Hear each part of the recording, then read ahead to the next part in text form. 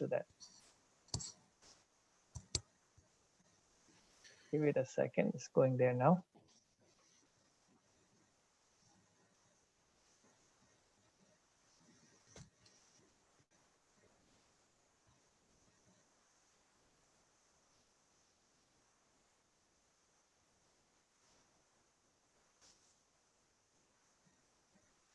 When you're late and then it's a little late. Okay, started now. Assalamu alaikum, brothers and sisters. Welcome to the day 28th of Ramadan program. I invite Maulana Sayyid Hadi Yasin to give us a lecture on Ahkam of Ramadan.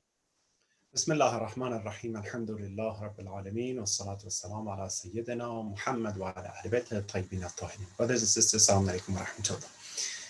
Inshallah, all is well and may Allah accept all your ibadat and your fasting. We're following the ahkam of Fitra, Eid al-Fitr, regarding month of Ramadan. People sometimes ask questions about the zakat where to would be spent to and for who. Overall, the zakat of fitr is around 6.6 pounds or 3 kilos of qut qalib, the food such as wheat, such as rice, that is the main food of the community, of the society that people usually use, and that is given to poor people, to faqir, to fuqara. So if someone shar'an knows who is faqir and knows someone who is faqir, faqir is someone who doesn't have the enough money and income for their expenses over the year. So if someone who knows that they have the shar'i, someone who is faqir according to the shar'i definition, and they will be mustahaq for that, they can give their zakat al-fitr to that person.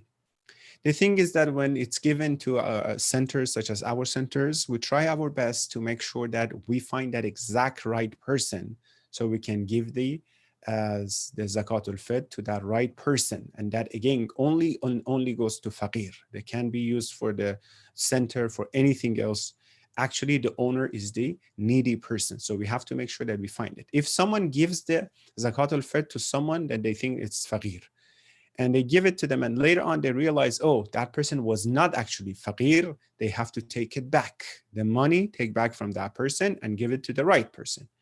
So if they, if it's perishable, for example, they gave, let's say the rice, and the faqir already used the rice, and it's perished, it's not there anymore, then you have to pay it from your own pocket again to give this same, to make sure that the zakat of it goes to the right person.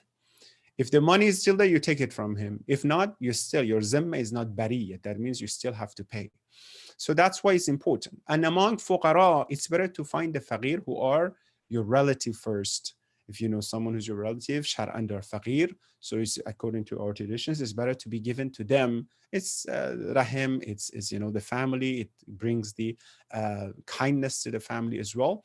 So it's better to be given to them. Other than that, it's important to make sure that we give it to the right person. The same thing, if Sayyid and non-Sayyid, this is another thing we're going to mention, the sadaqah, the zakat al-fitr of Sayyid can go to Sayyid and non-Sayyid. That means who? The breadwinner, the head of the family, whoever is the head of the family. Let's say, inshallah, the father is the head of the family, right? The breadwinner. If he is Sayyid, he can give the zakat al-fitr of the whole family to Sayyid or non-Sayyid. Even one of the family members, like the wife, is not Sayyid. But if the head of the family, the one who wajib to pay the zakat, if he is not Sayyid, the money only goes to who? To non-Sayyid. Even if among the family members' dependents are one Sayyid, let's say the wife is Sayyid, but because the one who is paying it is non-Sayyid, it all goes to who? To non-Sayyid. So it's important, inshallah. They will send you the link. The zakat al-fitr is $15, inshallah, for this year, 2020. They will email you, inshallah, with the link. You can go online and pay at the eve of the, inshallah, Eid that we expect, inshallah, to be tomorrow. And make sure over there, they indicate that it's for Sayyid or non-Sayyid. That is very important. We ask Allah, inshallah, to accept all our prayers, our amal from us. Inshallah, tomorrow night, we'll have the full inshallah, speech about the ahkam. We thank our dear guest, Maulana Rastani for Alhamdulillah enlightening our community. And inshallah, tomorrow night I will come and the full session will talk about the ahkam and review all together, inshallah. Jazakumullah khaira. Wassalamu alaikum wa rahmatullahi wa barakatuh. Jazakallah Maulana for enlightening us on this particular topic of uh, fitra. I now invite Maulana Shaikh Amin Rastani. Before I invite him, I would like you guys to please recite a Surah Fatiha and 3 times Surah Ikhlas for all Marumeen. Include those for whom there is no one to recite, and your own Marumeen, and those whose names are on the monument of Zahra, and today's sponsors, which are Haji Hassan Kabul, Haji Muhammad Rasul Garai, and Garai Tafti families. Thank you.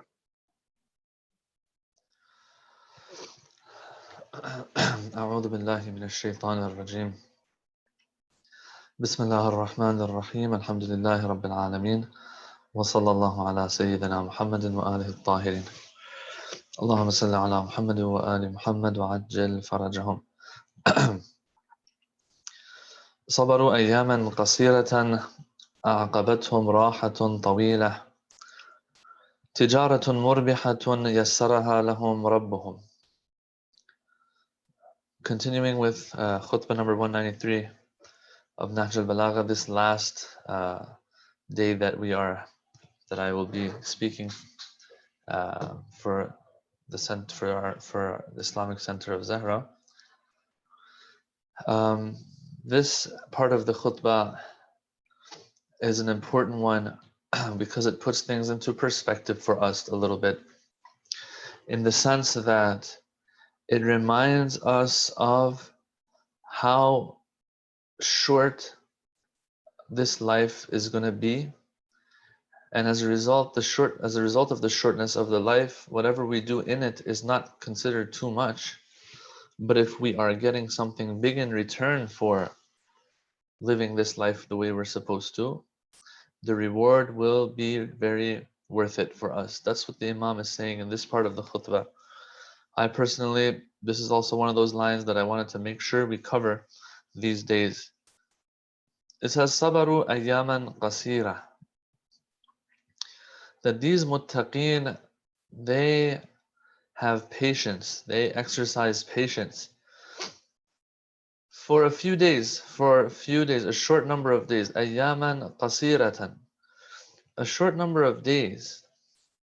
What happens as a result of exhibiting patience for a short number of days? أعقبتهم راحة طويلة. A long-lasting comfort will ensue for them. And follows. Now, so we have two sides here, one in exchange for the other. It says, for a few days they exercised sabr. In return, they got unlimited, long-lived, eternal comfort. Raha means comfort. That's what they get in return. Now let's talk about this. We have to understand, sabr doesn't necessarily always have to do with tragedies and calamities that come our way in this life.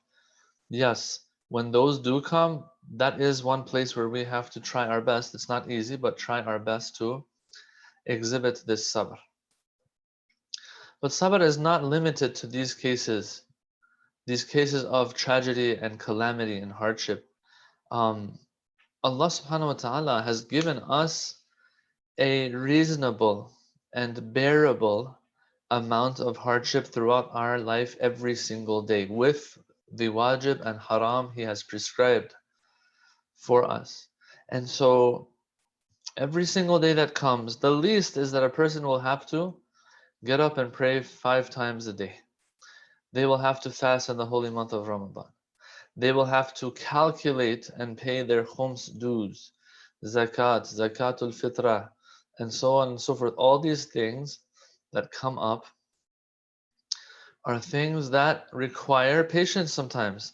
Yes, for some people, for a lot, if not all people, it's not going to be the easiest thing to, do salat on time as much as much as 5 times a day.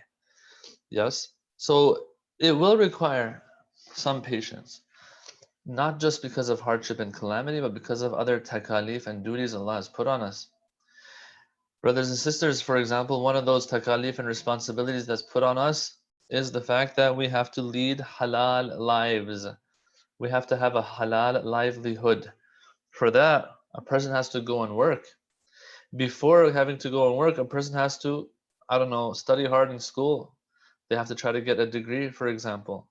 They have to be good at business or something. And they have to learn a skill one way or another to bring in halal livelihood and money and food for the family. So these are all require patience. Who is it that doesn't that would like to go to work every day? We all would like to, maybe rest a little bit more, stay at home a little bit more. Well, these days we're in quarantine, so the stay at home thing is happening anyway. And so, oh, here it was iftar time. I didn't get enough chance to eat or drink, so I'm drinking in front of you. The people in California are still fasting. I apologize. Yes, so sabr is required in all of these cases. When something haram comes up, yes, brothers and sisters, when something haram comes up, um, it requires patience lots of times. Prophet Yusuf, for example, when Zuleikha approached him, yes, what happened? He had to show patience. He couldn't fight her. He couldn't do anything else about it. He just had to keep bottling it up. He just had to keep being patient. That's what it is. If I get angry at my wife or husband, at my mother or father, my children, my siblings, and I want to shout at them and say something bad, it requires patience. So this life, brothers and sisters, that we are in requires a lot of patience. But at the end of the day, the amount of days and the number of days we have to show this patience, according to Nahj al-Balagha, is qasira. It is still a short number. It's a small number. Now we're talking 50, 60, 80, 100 years. We're not talking 10,000 years. We're not talking 100,000 years. But even 100,000, if you're going to get infinity and eternity in return for it, is worth it. Yes. And so the Imam knows this and he points it out. This is important. He points this out and reminds us that, look, this is what it is. You will have to have patience. It's not going to be easy, of course, but it's going to be worth it. Why? Because أَعْقَبَتْهُمْ رَاحَةٌ طَوِيلَةٌ, that a long-lasting comfort will ensue because of these few days of patience. Now, because this is such a good deal, and the return of investment is so high, the Imam says, Tijaratun murbiha. This is a profitable deal. Now, he's saying this because right after, look what he's going to say. He says that to prepare us for something he wants to say. He says, this is such a good deal. In today's language, they'll say it's a steal. It's such a steal. Yeah, this deal that we've made with God, that we're going to have patience for a few days, but we're going to get Jannah in return, for that is everlasting. This is a wonderful deal because our return of investment is high, but who made this deal possible? Yes, we are putting the work into it. It's not like it's coming to us for free. At the end of the day, we are putting work into it, but we have to remember that the deal is worth it. This deal that was worth it was made possible and brought to you by Allah subhanahu wa ta'ala. Tijaratun murbiha yassaraha lahum rabbuhum. This is a profitable deal and trade that you have with Allah. But it is, remember, Allah who made this possible. In other words, don't think that you're the main person behind all this. It's all because of my hard work. It's all because of my sabr, and of course I deserve eternity. No, you don't. It's a good deal, and that's why this deal was made possible by Allah, not you. There's nothing special about what you're doing, actually. The sabr that you're showing is special, but that's all you're doing, really. Nothing else has anything to do with you. If there's any specialness here, it really doesn't have much to do with you. I want to give you all the example. In other words, if Allah had not given in to such a deal, if Allah had not offered such a deal would not have taken place. That's what it's saying. Yassaraha lahum rabbuhum. Their Lord has made it possible for them. So Imam Ali is speaking about the muttaqeen in this khutbah. And in this khutbah, he talks about a deal that was made with the muttaqeen, but the muttaqeen have to understand that this is something made possible by Allah. I want to give an example now. So when it comes to taxes and the IRS and small businesses, those of you who know, you know. Um, this is very public information. Lots of people know about this already. And that is that small businesses and so on, they can get certain tax breaks and write off certain expenses that they had so that the income that they have, this amount that they write off can be deducted from their income, right? As a result, they save a lot of money in taxes by writing off business related expenses. Okay? So I don't know how many of you actually been through that, but and I don't have a small business myself, but I do know that it's worth it.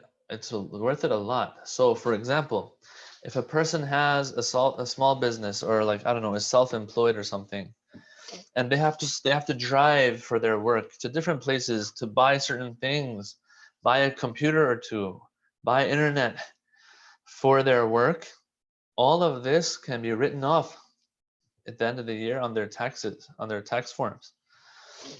So this person in the end might have had let's say $100,000 in income, but now they have to only pay tax on $80,000 of that income. They saved taxes on $20,000. Why? Because that's how much they spent trying to sustain their business, trying to take care of their business, right? This is a big, huge deal. And these people end up saving a lot of money. Now, who do we thank here? That's the question. Do we thank the IRS, or do we thank this individual who is going through the trouble of keeping a record of his mileage throughout the day and throughout the year? This person who is holding on to the receipts of purchases he made for his business, and so on and so forth, holding on to the utility bills and the internet bills, that are for his business. This person is going through some hard work, is doing some work, and it's hard work sometimes. Keeping a track of all these things is not very convenient. But at the end of the day, they all do it. Why? Because it's such a good deal. It is such a good deal that they're not going to miss out on those benefits and tax breaks, right? So the question is, but who do we answer? Who do we thank for all of this? We thank the IRS for it. Now, I don't want to sound like, I like the IRS. I don't think there's a lot of people out there who actually, are fond of it. But you get what I'm trying to say here, that the thanks and credit goes to the IRS for allowing such a thing to even happen. IRS could have just said, I don't care, I don't care what you're doing. You have to pay me. But they're not saying that, right? Why? Because they know, they understand that the economy revolves around these certain businesses. And so if these businesses go down, I mean, we're all seeing this now, right now in what's it called? Right now in this pandemic that we're in, and like the quarantining that's taking place, lots of small businesses have shut down, and the president is very worried because he feels that, this is going to take a huge hit at the economy, which it is. That same economy that he was always boasting about. Yeah. So this IRS does this because, they understand that this helps the economy because the businesses will be flourishing. So now the point I'm trying to make here is this: at the end of the day, it's a good deal for us, for the small business owner. And so they will go through the hard work because it's worth it when it comes to the results. But all credit, although they're putting work in, all credit goes to the IRS. Here, credit goes to Allah subhanahu wa ta'ala. Imam Ali is making sure that we understand that the credit goes to God here. Yes, we are exercising sabr and all of that. But in the end, this deal that says, uh, give me a short number of days and I'll give you infinity and eternity. This deal is a wonderful deal made possible by and brought to you by Allah subhanahu wa ta'ala. So I like how Imam Ali does not get rid of God in the equation. When he says they have patience for a few days, he doesn't end it there. He says they have patience, and of course it will be ensued by eternal comfort. He could have ended there, but he decides to remind us that, listen, don't think it's because of your own actions necessarily that, and you get all the credit, but rather Allah gets credit. يَسَّرَهَا لَهُمْ رَبُّهُمْ أَرَادَتْهُمُ الدُّنْيَا فَلَمْ يُرِيدُوهَا وَأَسَرَتْهُمْ فَفَدَوْا أَنفُسَهُمْ مِنْهَا. It says that the dunya, these muttaqeen now, so the Imam moves on. He says that these muttaqeen, the dunya wished them and willed them and wanted them, desired them, came after them, فَلَمْ يُرِيدُوهَا, yet they turned away from it. And they didn't want it back. They didn't desire it back. They didn't love it back. I want to explain something here. First of all, what is the definition of dunya? I said it yesterday. Anything other than Allah is dunya. Anything other than Allah that someone can get attached to, or other than Allah, or something that is somehow linked to Allah, is going to be dunya. If you're attached to it, it's going to be your dunya. Keeping that definition in mind, it says here that the dunya, meaning all those things out there that we can get attached to, desired these muttaqeen, came after them, but they didn't come after the dunya, and they didn't desire the dunya back. They didn't love it back. Brothers and sisters, love is a two-way street. Usually, if you like someone a lot, but they dislike you, you won't be too interested, no matter how good-looking they are or whatever, right? People want to be loved back the same way they love somebody. Now, I want to take inspiration from the story of Prophet Yusuf alayhi salam. In the story of Prophet Yusuf, what happened? Well, Zulaykha, she started sending signals to Yusuf that she has some fondness for him, she likes him, and so on. And so Yusuf was receiving these signals and was registering them, but was he showing anything back? No. You've all probably seen the movie, that series on Prophet Yusuf alayhi salam, that was made maybe 10 years ago, 8 years ago. I don't remember exactly, maybe less than that. Anyway, and so what happens is she keeps trying, she keeps flirting, she keeps approaching, yet Yusuf alayhi salam doesn't show anything back. And so this is not going to be good because, as I said, this love has to be two-way. It has to be mutual. Yeah, it doesn't work like that. I just love you. No, you have to love me back. So she desired him. She came after him. He didn't come after her back. He didn't desire her back. He didn't love her back or anything. On his end, there was nothing. Okay. So what happened here? Did she give up? No, the story, what they tell us is that she did not give up. After she sees that this is what's happening, Yusuf is not budging, she says, okay, if you're not going to love me back, if you're not going to come after me, I'm going to force you to come. And push comes to shove, and eventually Yusuf alayhi salam either is going to have to give in to her desires and the harams that she's after, or he has to end up in prison. So the Quran talks about this. It says that Prophet Yusuf alayhi salam, he said Rabbi as-sijnu ahabbu ilayya mimma yad'unani ilayh.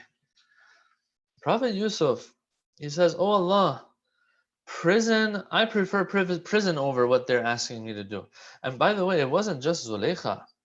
It was more than Zulaykha. It was her and others now. People started finding out about Yusuf and the beauty of Yusuf. They started coming after him more and more, other women of Egypt. And so Yusuf is pleading to Allah, and when he finds out that Zulaykha is going to imprison him and is going to falsely accuse him and imprison him as a result of not giving in to her desires, yes, he says, Rabbi as-sijnu ahabbu ilayya mimma yad'unani ilayh. Oh Allah, prison is more beloved to me. I prefer prison over what they are calling me to. That's what he says. And yes, he did end up in prison.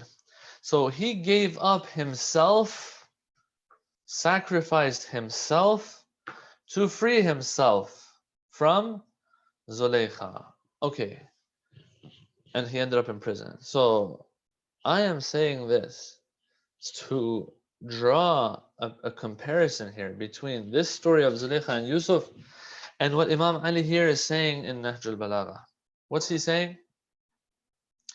First he says, dunya came after them, these muttaqeen, tried to get them to fall in love with it, tried to get them to chase it back, and so on.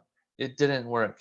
But that's not going to be enough. The dunya isn't going to give up, just like Zulaykha didn't give up. So what did Zulaykha do? She imprisoned Yusuf. What does dunya do for the muttaqeen when the muttaqeen don't voluntarily love it back?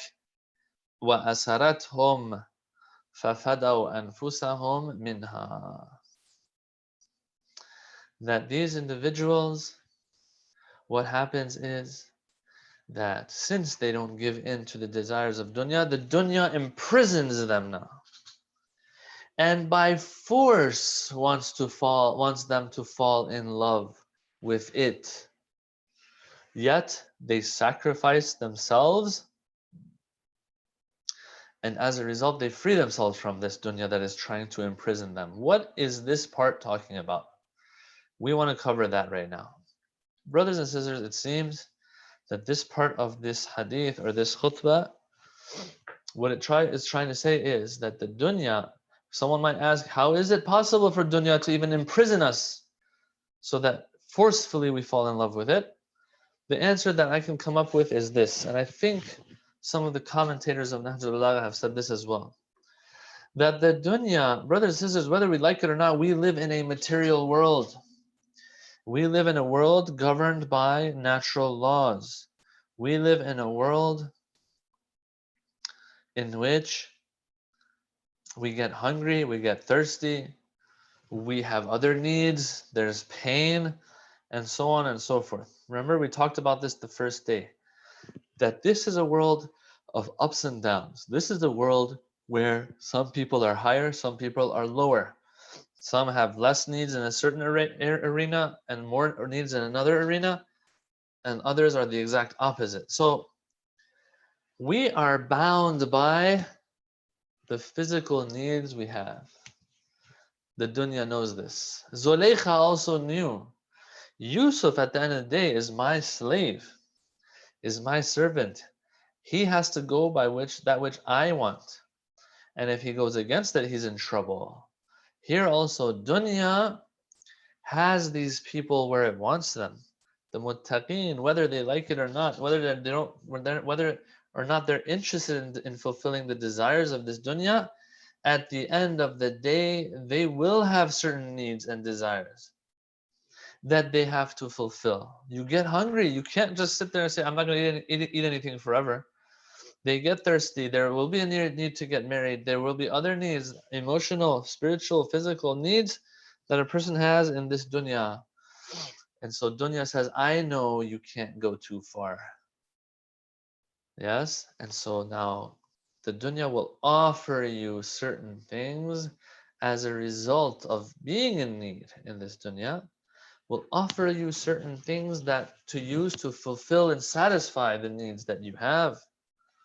So for example, a person who is fasting, Yes, this need to eat and drink in them grows more and more. This person wants to eat and drink something. Dunya will tell them, Baba, don't worry about fasting. God will forgive. You can break it if you want. Or throughout the year, if I'm hungry, there's haram food out there. I'm just giving easy examples. I know none of us, inshallah, struggle with these examples that I'm giving, but these are examples so you get what I'm trying to say. I have a need, yes, to eat. There's a haram way and there's a halal way to fulfill that need. What am I going to do? There is a need that I have to socialize with people and sit down and speak with people, talk to people. All right, well, to fulfill this, am I going to backbite or not? I have a need to get married. Well, to satisfy this need to get married, what are you going to do? Are you going to take the halal route or the haram route? All of these things come up. Dunya knows that at the end of the day, we are going to have these needs. And so it's going to try to push on us the haram way to satisfy them. What do the muttaqeen do? It says, فَفَدَوْا أَنفُسَهُمْ مِنْهَا. They are able to free themselves of this dunya. How? Making what sacrifice? By sacrificing themselves.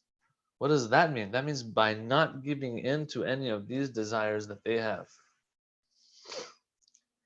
It's as if they're giving up themselves. When Prophet Yusuf went to prison, he sacrificed himself. Sacrificed not in the sense of losing his life, but rather he, in the sense of giving up his freedom. So it's like you're giving yourself up. Here also, when there's a ton of haram ways to satisfy one's needs, and when someone turns away from it, turns away from that desire, doesn't listen to haram things, doesn't look at haram things, doesn't eat haram things, doesn't say haram things, they in reality have given themselves up.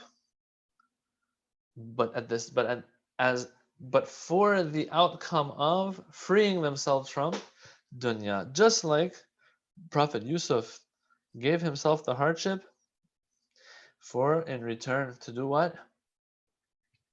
To be free from Zulaykha.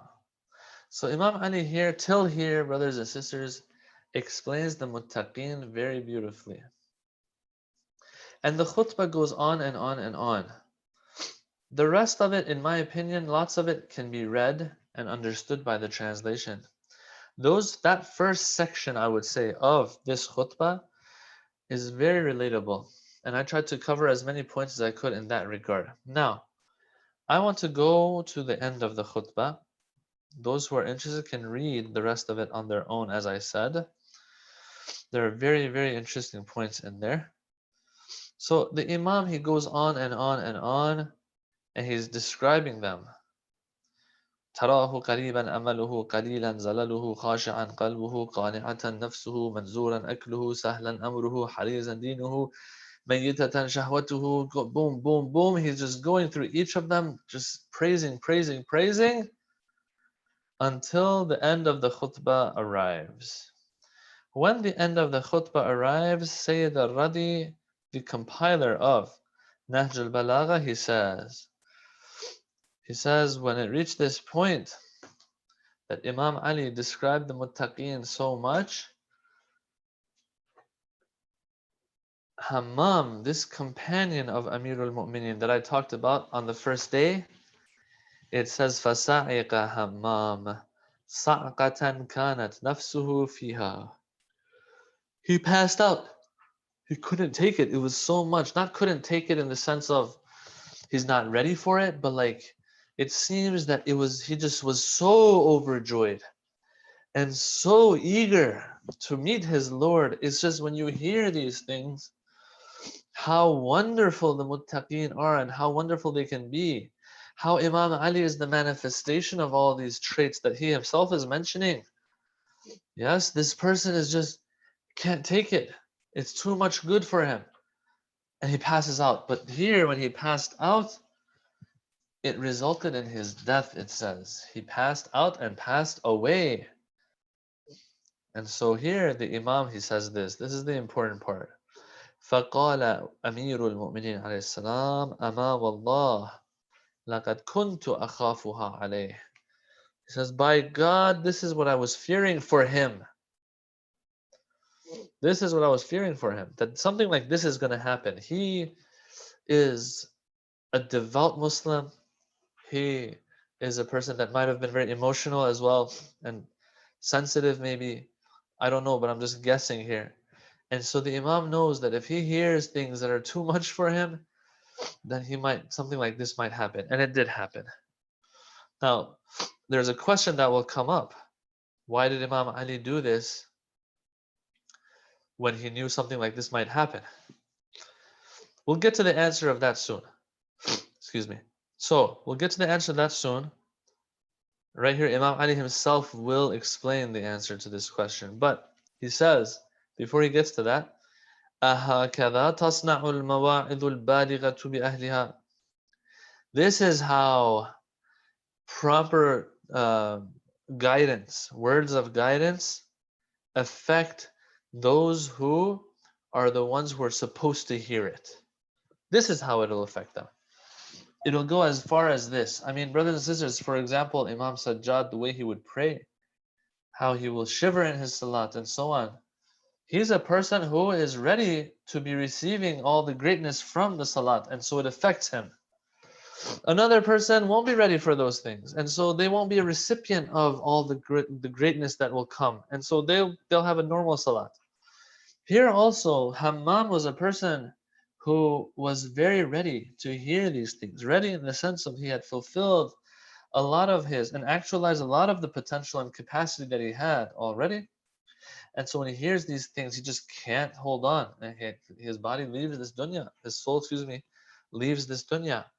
So Amir al-Mu'mineen says this is how it affects those who are supposed to hear these words. Now, it says, فَقَالَ لَهُ قَائِلٌ. There was someone else sitting. So it shows that it was a sermon apparently.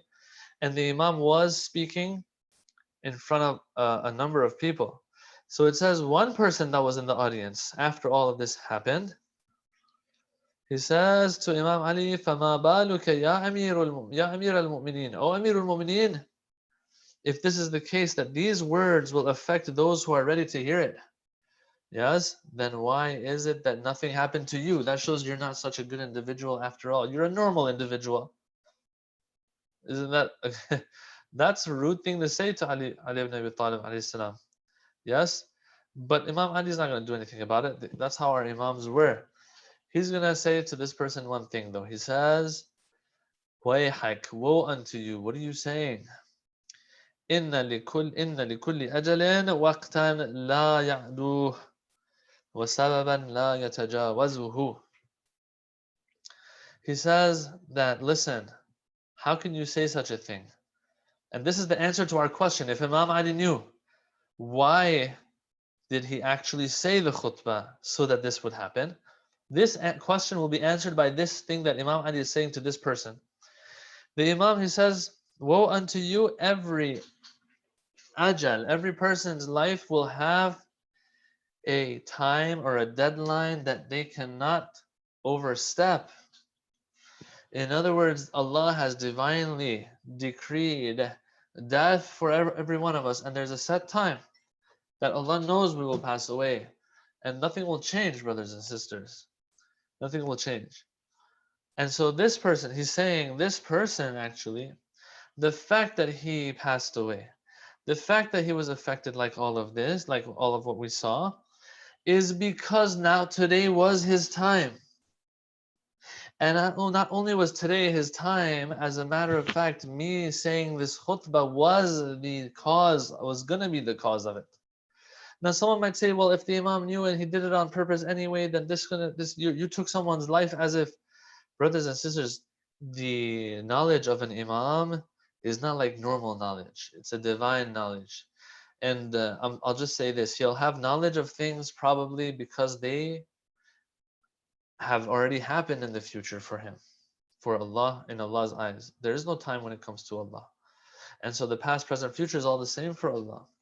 So these Imams who are connected to divine knowledge, they will also have knowledge of things before they happen. But Can they get in the way of it? No, because that thing will take place because they didn't get in the way of it. Anyway, I don't want to get into this. This is a hard topic to talk about.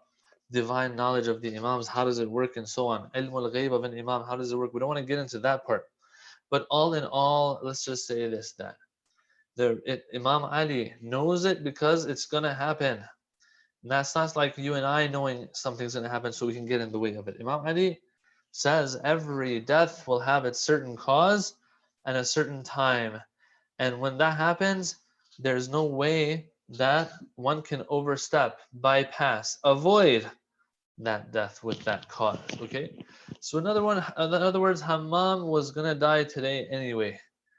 And he was gonna die through hearing such a khutbah.